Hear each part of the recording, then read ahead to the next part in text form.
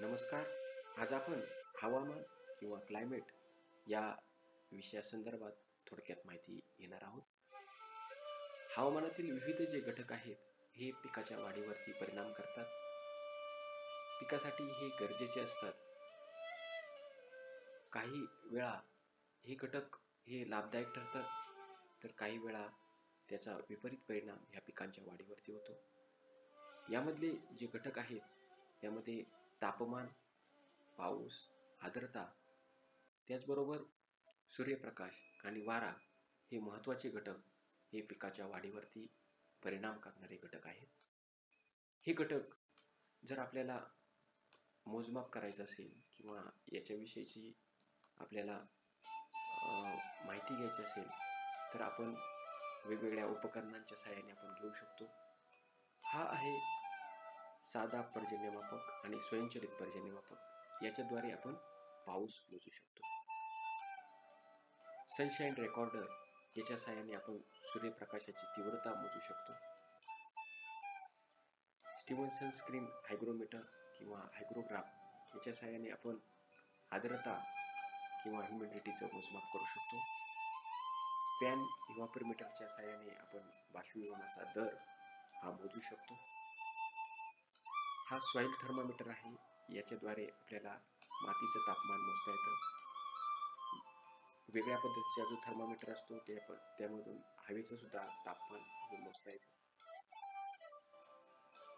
Wind स्पीडोमीटरच्या सहाय्याने आपण वाऱ्याचा वेग मोजू शकतो. विंड डायरेक्टरच्या सहाय्याने आपण वाऱ्याची दिशा मोजू शकतो किंवा पाहू शकतो.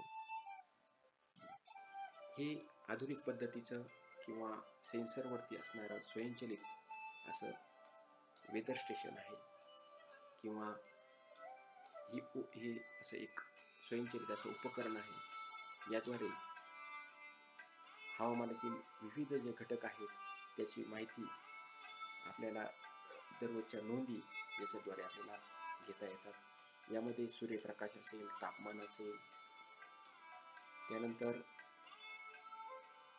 पाऊस असेल, वाऱ्याची दिशा असेल, वाऱ्याचा वेग असेल, या सगळ्या बाबी आपण या स्वयंचलित यंत्राच्या सहाय्याने आपण त्याच्या नोंदी दररोजच्या करू शकतो.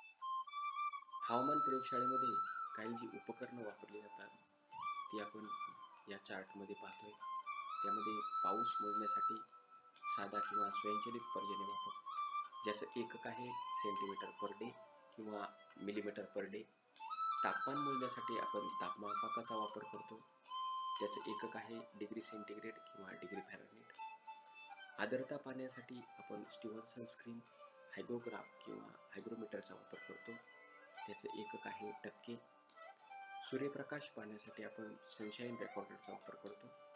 त्याचं एकक आहे कॅन्डल किंवा लक्स. बाष्पीभवन मोजण्यासाठी आपण पॅन इव्हॅपोरोमीटर किंवा बाष्पीभवन पात्राचा वापर करतो. ज्याचं एकक आहे मिलीमीटर पर डे.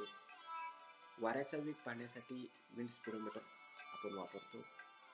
किलोमीटर प्रति तास अशा एककाद्वारे आपण वाऱ्याचा वेग मोजतो. वाऱ्याची दिशा ही विंड डायरेक्टर किंवा वातकुकुटाच्या सहाय्याने आपण पाहू शकतो.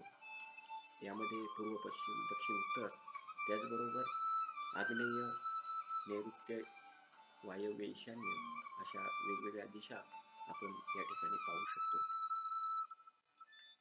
हे हवामानातील घटक हे वनस्पतीच्या वाढीवरती परिणाम करतात.